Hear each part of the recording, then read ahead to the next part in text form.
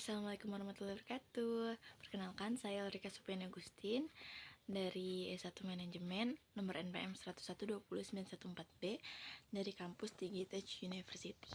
Sekarang saya akan menjelaskan sudah dijelaskan oleh Ibu Zakia mengenai manajemen kualitas produk. Apa itu kualitas produk? Ada yang tahu? Kualitas produk ialah kemampuan sebuah produk dalam mempergerakkan fungsi atau keseluruhan durabilitas atau reliabilitas, ketepatan atau bisa jadi kemudahan pengoperasian dan reparasi produk, juga atribut-atribut yang ada dalam produk tersebut. Nah, manfaat-manfaatnya ada apa aja sih di sini? Manfaat kualitas produk, ada meningkatkan reputasi perusahaan. Jadi perusahaannya tuh yang dari yang bawah kita harus bisa menaikkan tuh bisa biar jadi kalau yang sekarang tuh bagus lah viral si bagian manajemennya dulu yang kita tingkatin, baru di bawah-bawahnya menurunkan biaya. Makanya biaya anggarannya tuh terlalu tinggi. Kita tuh harus bisa memanage keuangannya juga, meningkatkan pangsa pasar. Ini yang lagi viral tuh apa aja sih, yang lagi banyak yang dicari sama orang tuh apa aja. Terus dampak internasional, apakah bisa produk yang kita jual tuh bisa nyampe ke luar negeri istilahnya tuh, tanpa apa ya, tanpa adanya kayak misalnya endorse dan lain-lain ya, dari mulut ke mulut aja ini mah gitu. Adanya tanggung jawab produk, si produk ini mampu nggak apa ya, si orang-orang yang ada di perusahaan itu mampu nggak membuat produk sebanyak yang dibutuhkan. Misalnya kita buat 5 barang tuh laku dengan sekejap. Dalam waktu 2 hari kita harus menuhin 25 barang, apakah kekejar atau enggak gitu. Terus untuk penampilan produk itu kan pasti harus menarik ya, menarik pelanggan, menarik customer yang mungkin biar kita juga sebagai customer, contohnya kalau ada barang yang biasa-biasa aja gitu ya, kayak enggak dulu. Tapi kan kalau menarik, ini kayak gini fungsinya, kayak gini. Nah, itu kan kayak jadi daya tarik tersendiri gitu. Terus ada mewujudkan kualitas yang dirasakan itu penting. Kualitas produk tuh kalau misalnya untuk customer tuh penting banget, karena itu kan menjamin untuk kedepannya si produk ini tersendiri, juga untuk perusahaan ini tersendiri gitu. Nah, di sini slide berikutnya ada dimensi kualitas produk. Apa itu dimensi kualitas produk? Di sini ada beberapa poin, mungkin ada 6 atau 7 poin. Di sini tuh ada kinerja atau bisa disebut performance. Kinerja adalah karakteristik operasi pokok dari produk inti. Dapat didefinisikan sebagai tampilan dari sebuah produk sesungguhnya. Jadi sebuah produk itu disajikan atau ditampilkan tuh kepada konsumen atau customer. Nah, terus kedua ada keandalan atau reliability yang udah dijelasin tadi. Ini keandalan adalah tingkat atau kendala suatu produk atau konsistensi keandalan sebuah produk di dalam proses operasionalnya. Jadi prosesnya itu bagaimana?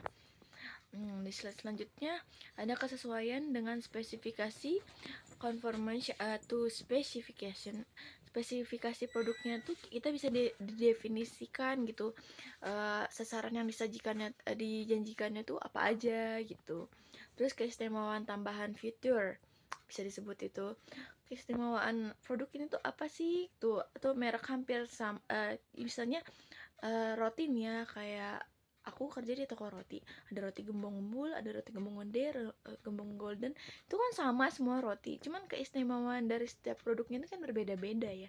Mana yang lebih daya tariknya lebih menarik, mana yang rasanya mungkin lebih enak, mana yang mungkin selainnya nih lebih lumer, pasti customer cari yang seperti itu. Terus ada daya tahan atau durability. Daya tahan bagaimana daya tahan tuh. Jadi usia si produk ini tuh bisa mencapai berapa lama. Misalnya kalau misalnya makanan nih, kayak misalnya tadi roti yang udah jelasin, itu bisa sampai 2 sampai 3 hari.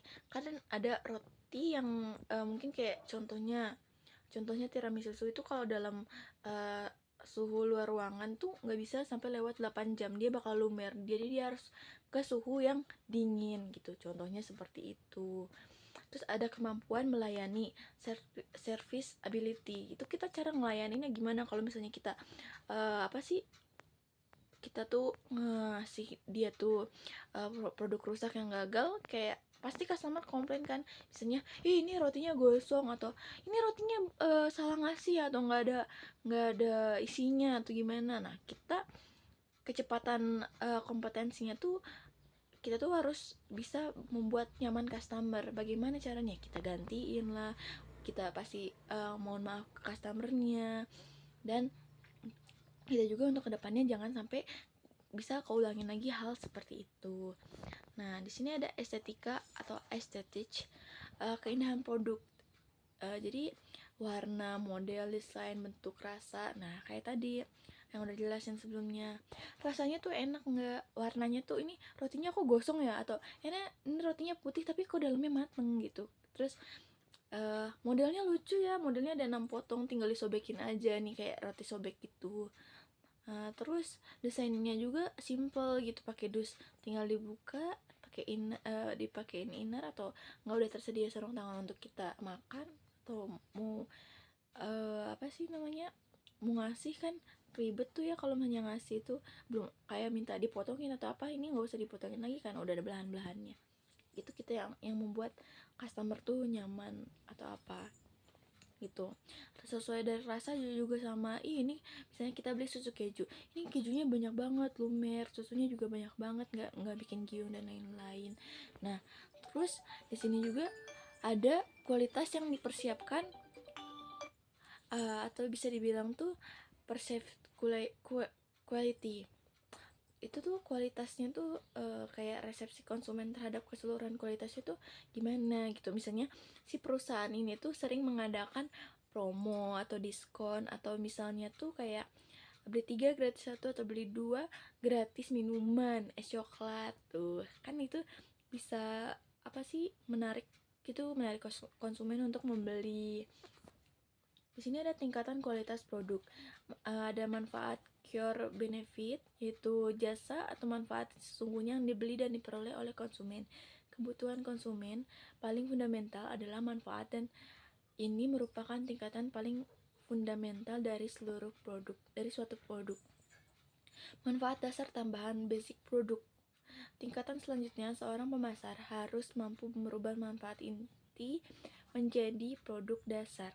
Pada inti produk tersebut terdapat manfaat produk, dasar produk, atau mampu memenuhi fungsi dasar produk. Kebutuhan customer adalah fungsional.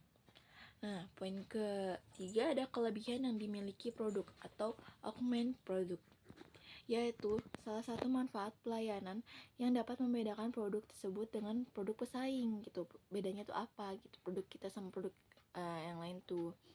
Terus kita juga harus ngasih kepuasan kepada customer tersendiri kan. Kelebihan yang dimiliki produk kita tuh apa? Kelebihannya rotinya kita, misalnya roti tadi kan ngebahas soal roti ya, rotinya tadi gede-gede, rasanya juga selainya lumer dan lain-lain. Nah, seperti itu. Terus di sini juga ada potensi masa depan produk. Terus bagaimana harapan masa depan dengan produk tersebut? Apakah ini tuh menjadi jangka panjang atau jangka pendek? Kan nggak setiap hari orang tuh beli roti ya, kecuali di luar negeri pasti banyak. Ini tuh kayak misalnya kalau lagi banyak, kalau lagi sepi ya sepi gitu. Jadi kita tuh lihat perkembangan si suatu produk, selera customernya tuh bagaimana. Kadang ada yang beli setiap hari sampai bosan baru stop. Ada yang orang yang bikin PO gitu kan, untuk dijual kembali tapinya. Nah, terus perspektif kualitas produk, ini ada persepsi seorang konsumen terhadap keseluruhan kualitas, keunggulan suatu produk atau jasa dengan maksud yang diharapkan atau diinginkan. Itu menurut Jiptono tahun 2012. Nah, terakhir ada faktor yang mempengaruhi kualitas produk.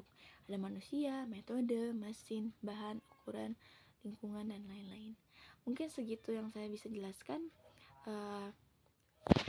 Mohon maaf jika ada kesalahan kata atau kesalahan materi yang saya buat. Sekian, Assalamualaikum warahmatullahi wabarakatuh. Terima kasih.